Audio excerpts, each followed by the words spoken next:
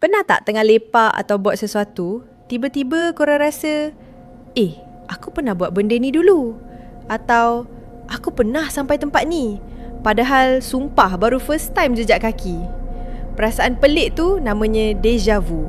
Tapi apa sebenarnya benda ni? Dari sudut sains, otak kita ni macam komputer. Kadang-kadang dia lag atau glitch. Maklumat yang masuk mata sepatutnya pergi ke memori jangka pendek dulu. Tapi sebab ada error, otak terus hantar ke memori jangka panjang. Jadi, otak korang tertipu.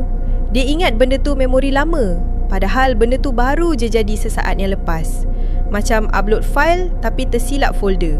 Tapi, ada teori yang lagi gila. Teori parallel universe. Ada yang percaya bila déjà vu berlaku, itu tandanya diri korang di alam semesta lain sedang buat benda yang sama dengan korang sekarang. Korang tengah sync atau selari dengan diri sendiri di dimensi lain sekelip mata.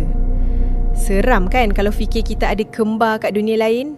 Atau mungkin itu petanda korang pernah hidup sebelum ni.